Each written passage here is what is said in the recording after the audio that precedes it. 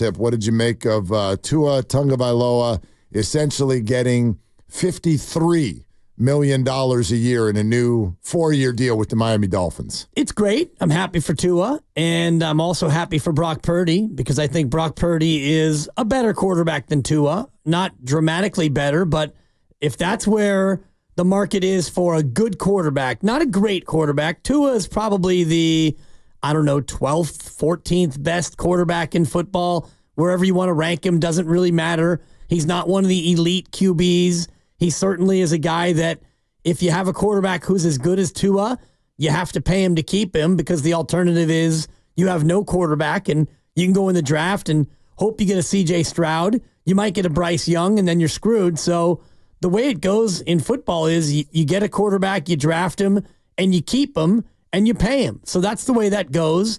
And the number gives me a little bit of sticker shock, but I also realize that that is the cost of doing business in the National Football League when you have a quarterback that you like. Yeah, I think that's all very, very true. And I think that the sticker shock thing is something that everybody's just going to have to wrap their heads around. Like, for those of you who don't know where that lands, and again, there's guaranteed money, there's non-guaranteed, blah, blah, blah. We could do all that. But as far as the average annual per year, Tua now lands third in the entire league.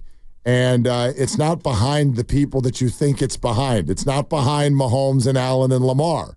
Deshaun Watson. It's not even it's not behind Deshaun Watson. Deshaun Watson is at his average annual is 46. That's fully guaranteed. Right. Yeah. The big deal for him was that the whole thing was guaranteed. But the average annual there are two quarterbacks making $55 million per year. Are you looking at it? Do you know who the two are? I don't know. Okay. It's Joe Burrow and Trevor Lawrence. And Trevor Lawrence's is significant because that was like 3 weeks ago that Trevor Lawrence signed his deal. And then right before that, you remember who signed? It was Jared Goff, and he is fourth. And he is literally pennies behind Tua Tagovailoa. In fact, probably a name that came up in those negotiations quite a bit. Oh, see, Jared Goff got 53? Well, Tua's agent's like, here are all the ways where Tua outplayed Jared Goff last year. So you're going to have to go north of Jared Goff. So they're like, cool, how about $53.1 million? And that's exactly what they went and did. So the list is Trevor Lawrence, Joe Burrow, then Tua, then Jared Goff, then Justin Herbert, also relatively recent, $52.5 million. Then comes in Lamar at 52, Jalen Hurts at 51. Those are your quarterbacks that are north of 50. I didn't say Mahomes. Nope. I didn't say Allen. Mahomes is all the way down at 45, 10th place in the current NFL. So I'm with you. All I think, and Steiny made this point on their show earlier today, and he's right, you have to play this year. Don't get too caught up in what Brock's going to make right now. The Niners need to be ready for it, but he's got to play this year. And he's got to, A, play well, and B, stay healthy. Those things need to happen before this lands where it looks like it's going to land. If those two things happen, though, and I would argue that both of them are well above 50-50 propositions, the idea that once the year's over, Brock would project to be a healthy QB the following year, and does he put up good numbers in a Kyle Shanahan offense where he's drunk with talent around him? Once you do those two things, you got to stop with the sticker shock, and you got to stop doing the comparisons. I hear people do it every day. Well, Brock Purdy is he's a $35 million quarterback. No. It doesn't matter what you think about all of the little intricacies of his game. It doesn't matter. And there is no other option for a team when they're playing at a high level and they have a good quarterback. There's no other option. Miami was not like, should we? Or should you what? What is your other option? Draft and hope. What have we learned by this whole process? Christian McCaffrey gets paid, Brandon Ayuk can't. What have we learned? It's just leverage. Nothing else matters. Our opinion doesn't matter. What you think of Brock Purdy does not matter.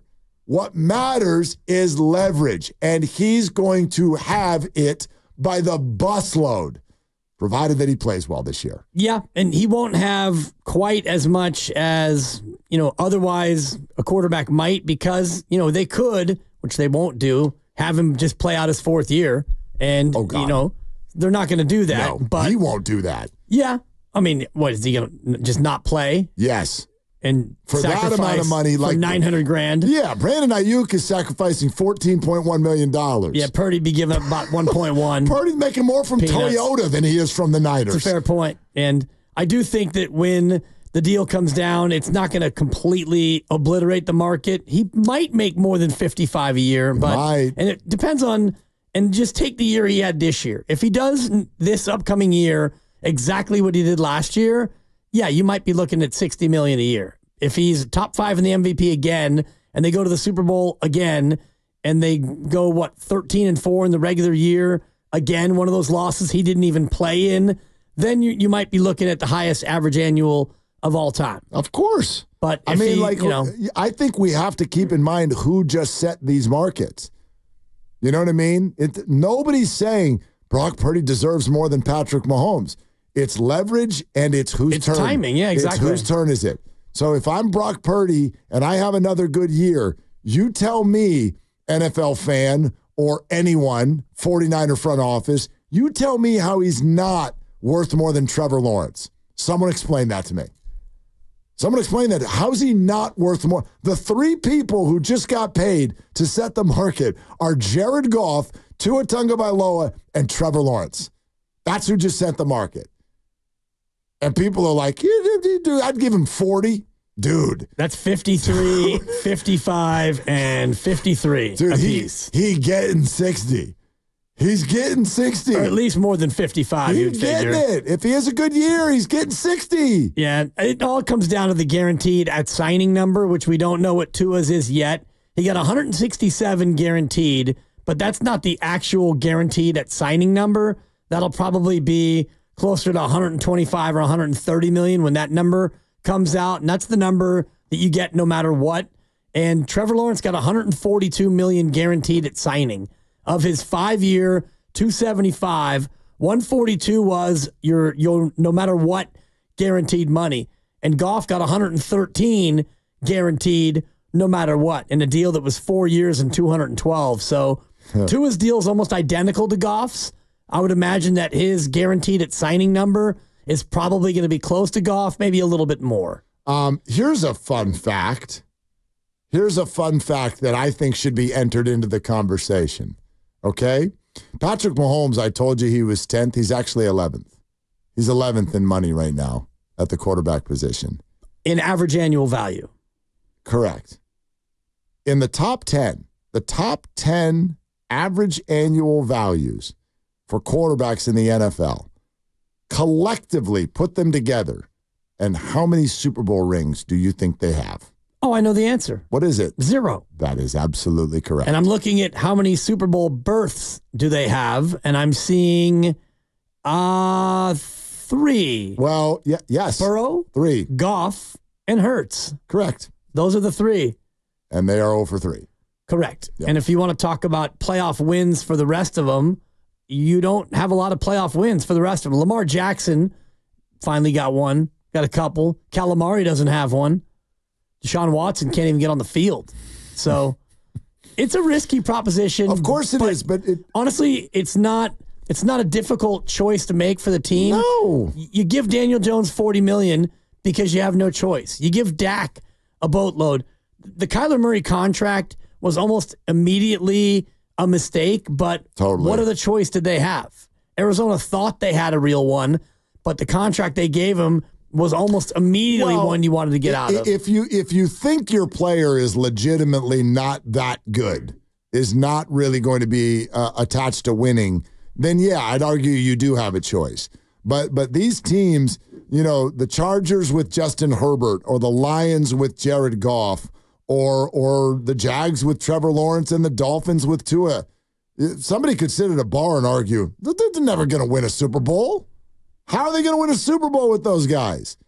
But what is your choice? These are statistical monsters. They are winning quarterbacks. They go to the playoffs. They win divisions, what have you.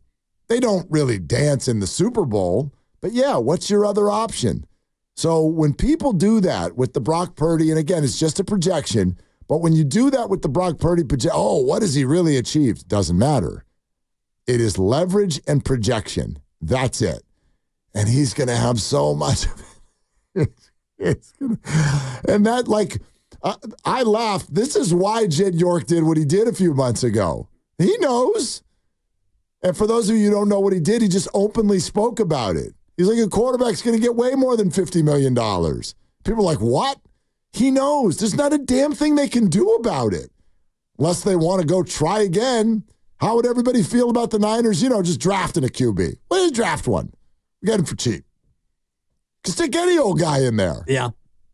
That's what people think Shanahan thinks about the hubris and the arrogance of Kyle Shanahan. No chance. Yeah, exactly. Even Kyle, if you want to project him as being that arrogant and that much hubris and that much self-confidence, even he knows that you can't strike lightning twice. I mean, you got Brock Purdy as the last pick in the draft, and yeah, you like the player and you like the pick, but even Kyle, if you gave him true serum, I don't think that Kyle would say, yeah, I saw him as a starter within a year and a half. No doubt. I think that he saw a guy who could potentially be a good player, and then he's gone on to be way better than anybody would have ever thought. I do tell you what, maybe the only interesting question about this right now, without knowing what he's going to do this year, 650 just popped this in on the Xfinity Mobile text line. I think this is interesting.